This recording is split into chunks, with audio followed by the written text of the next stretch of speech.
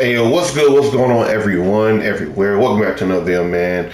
If you haven't already, make sure you like, comment, subscribe, share the video out, and all the other good stuff you do for everybody else, do it for your boy as well, okay? I know it's been a minute, but like I said in my stream, I am coming back. I am going to be more consistent and all that other good stuff. You ain't coming for that. You want to see the builds, okay? Now, I'm going to show you the starter build that I use leading up to getting my prismatic abilities, as well as the build that I used when I got prismatic. Mind you, that build only took, I think, the second mission that you actually acquire prismatic abilities. Now, this is spoiler free now. The second mission that you get, okay, there's one mission that you get prismatic, and there's another mission where you get prismatic abilities. That mission is where you'll pretty much have this full build done. There's only one extra fragment that you'll get a little bit later on, but it's not needed. It's just the cherry on top, pretty much, okay? So without further ado, let's go ahead and hop into it. Now, as you see, we do have the Falcon's vest on. Pretty much after becoming invisible, your avoid weapons give volatile rounds. Now, if you do any finisher while you're invisible, then you pretty much get a massive damage buff and a overshield for allies, and it gets your class ability pretty quickly. But we're pretty much almost never going to use it intentionally. Myself, I'm more used for volatile rounds because the graviton lance in which we are using is very, very strong. So in terms of just mods in general, you want to go ahead and put a heavy ammo finder, harmonic siphon, and then if you do have enough to get Ashes assets for more super NG on grenade kills, then go ahead. On the hands, we got fastball just so that grenade actually travels a bit better. Firepower just to generate more orbs as we're throwing our grenade out. And harmonic loader. Now there is a lot of grenade heavy mods in our equipment, and that's because based on having void, having devour, and just all around getting a lot of kills, you should have your grenade pretty often, okay? Now the chest, you just get whatever resistant mods are applicable to you. I would say for the first mission, I will put 2 arc and a solar, okay? Now, and then the boots, I will go ahead and put 1 over restoration. This pretty much gets you like 10% of any ability that is your least used ability at the moment. This generally ends up being my melee if I do ever use it. If it's not the melee, then it's just the grenade, because your dodge comes back pretty quick, okay? Then we got avoid weapon surge, just to, so we don't necessarily have to proc this and do finishers. If we want to stay at a distance and still do some good damage, just get the little nudge to our weapons, then we do that, okay? Insulation, just get our class ability back. Now, our class ability, you'll see here in a sec, is what makes us initially go invisible to go ahead and proc the Falcon's vest, okay? Then we got a Reaper mod because we are going to be dodging and then killing stuff with our weapons, so it just plays into that synergy there. Then I got a distribution mod. Now you could take an additional Reaper mod just to get the cooldown of Reaper pretty much back. But distribution is just nice to have, especially to stay on top of your grenade and everything else, okay? And your class ability if you're not making that many orbs. Now in terms of stat distribution, you kind of see what we got rocking here. We always take 100 resilience, then we take 100 discipline. After that, it really doesn't matter. I like to have above 50 mobility, just to have a decent dodge cooldown, okay? But other than that, the dodge still comes back pretty fast, so it don't matter. Recovery is not going to be a big thing for us just because we are very kill focused, and in getting kills you get health. So there's no real point of having recovery that high. And intellect, you want to have 20 or 30 intellect, and you're pretty much golden after that. Strength, we honestly don't care about. Yeah. In terms of weapons, I got a mountaintop with auto load and recombination. This is just for those bigger, chunkier majors. Then I went ahead and paired it with the graviton lance. Keep in mind, pulse rifles got 20% buffed or 38% buff for most things across the board. And the Graviton Lance, pretty much the only nerf it got was its splash damage from all the, the black hole stuff that it does, and the cosmology perk. But it was so minimal, you honestly don't feel it because it still takes out red bars like there's no tomorrow. Then we're going ahead and pair it with a Edge Transit. I got mine in via Spade and Switch, Spike Nades. Pretty much get this velocity number as high as you can, blast radius as low as you can, and you're gonna be golden. Because then we don't have any kind of mods like that anymore. Just put backup mag. And for the, apologies y'all. That's my timer there.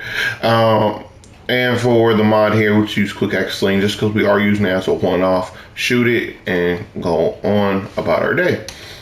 Now for our actual Void subclass, Deadfall Tether. You already know if you play a lot of Onslaught, you see this thing left and right. Marksman Dodge is because they have a shorter cooldown. And I do like if we are spamming our Edge Transit and we just reload, then man, we got a full mag again. Triple Jump is what I like, but I know some people like Strafe Jump. You know, do you?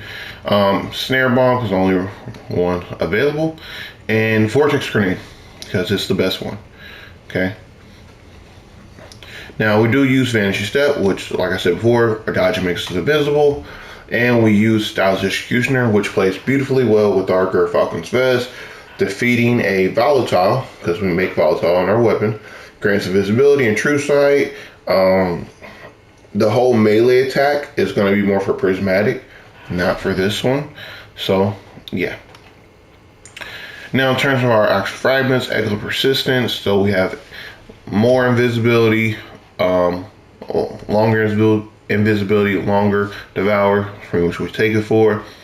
Echo Sensation, we only take this for the second part of it, defeating volatile targets, creates a Void Breach. Now we want a Void Breach because Echo Starvation, picking up a Void Breach or an Orb of Power from a Reaper mod, grants us a Devour. So you see these all kind of synergize very well together. Then we have Echo and Undermining, which weakens target. This is always going to be a staple in the Void subclass, so pretty much always take it.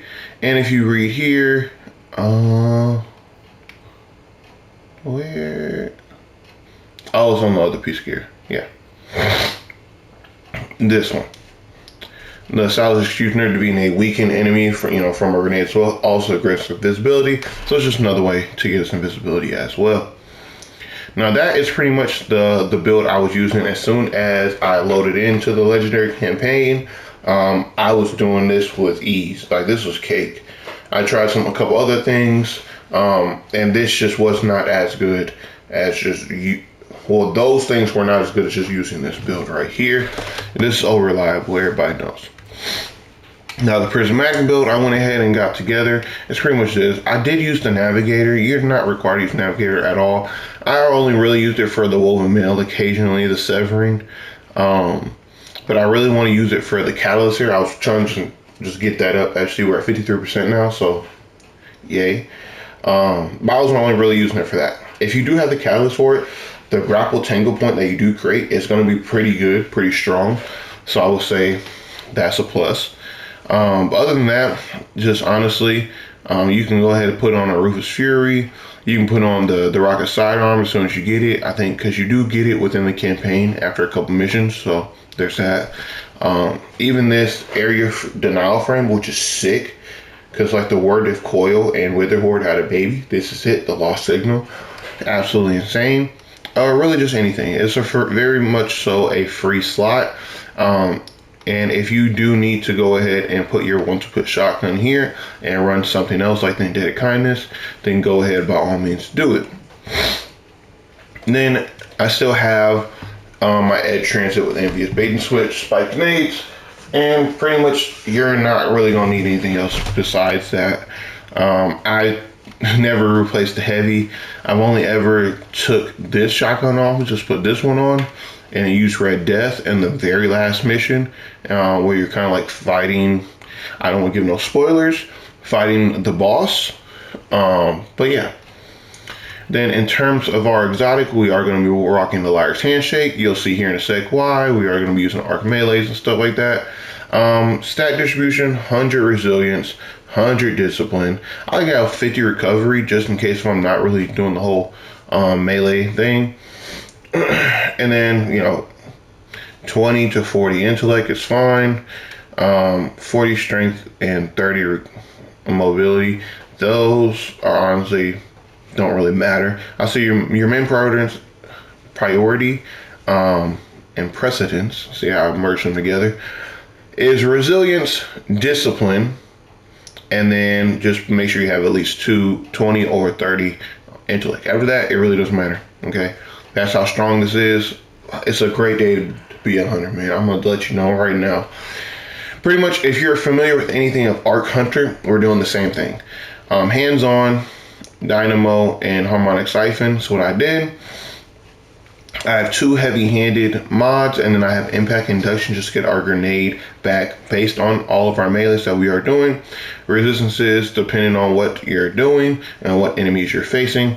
Orb restoration kind of didn't change. Recuperation just to stay on top of health, and void weapon search. So you kind of see as soon as we kill someone with our melee, we get a little bit of health from it, and we're definitely going to always pick it up thanks to powerful attraction. Now, our Reaper mod is also going to kind of give us that same kind of synergy there if we are using our weapon. But I'm going to let you know it's probably rarely ever happen. Bomber, because every time we do dodge, we get a little bit more grenade energy back, and it kind of just feeds into everything else. Now, the actual Prismatic subclass, your super, I like Silence and Squall for the most part, and then when we do get Storm's Edge, I like this just for the damage reduction that you get. But other than that, I like Damage and Squall better than the Golden Gun Marksman. Now, we will be taking Gambler's Dodge, Triple Jump, or Strafe, depending on what you want. Combination Blow, but if you're going to be initially getting Prismatic, Knife Trick, Grapple, and if you're initially getting Prismatic, Dust Field. Okay, now these 2 are the first 2 that you get anyway, so it kind of doesn't matter. Now, Silent Executioner here, it's just anything elemental debuff. Now, you will get an elemental debuff based on Unraveling from our Grapple Melee, and as well as some other things that we got going on in the build. Now, this also says, after performing Style Execution, which is turn invisible, your next melee attack while invisible weakens the target, which you almost never see this proc unless it's on a boss, but this is fantastic, okay? And this will help us out quite a bit, especially setup, because a lot of times with the Liar's Handshake, you have to do 2 arc melees. Okay, the first one is just setting it up to allow that cross counter to now fully take effect. And because the first one is going to give you the weaken anyways, cross counter just hits insanely hard. Mind you, weaken is only 15%, but it is something. Now, slowing is technically an elemental debuff, and this gives you, I think, like 50 or 60 stacks, if I can say words, whenever you do it. So pretty much anytime you do 2 dodges around all the enemies, they're gonna all be frozen pretty much, okay? And just you defeating them, actually you see the elemental debuffs, the light debuffs, the dark debuffs, the slow, the freeze is gonna get them, the unravel is gonna get them. We got a lot of dark debuffs as you see.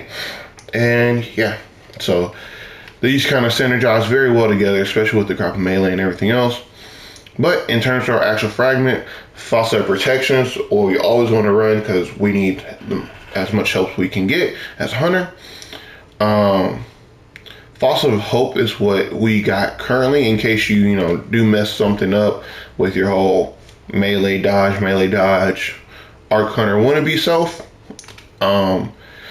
Faucet of Dawn is something that we have just because we are doing a lot of melees. You can go ahead and get Radiant and be pretty good off of that.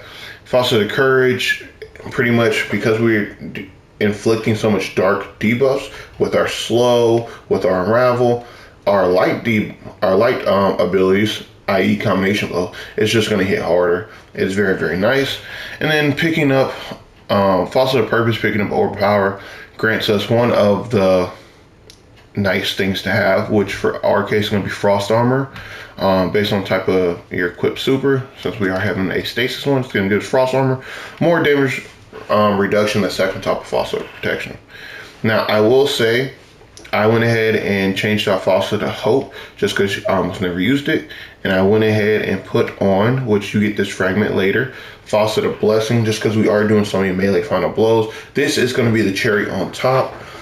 Keep in mind these are all the initial starter fragments, so that's why I didn't mention it until now. And then I went ahead and changed out Faucet of Dawn with Faucet of Ruin, and because it's going to help us out on our super, with the shatter damage from the frozen targets and all that, as well as the Winter Shroud that we're going to have here as well. Okay, now this, the amount of havoc that you can pull with this is going to be absolutely insane. It is just good. It is like Arc Hunter. It is nice to have. It is a good day to be a hunter. I don't know how much more I could say about this other than it's just good.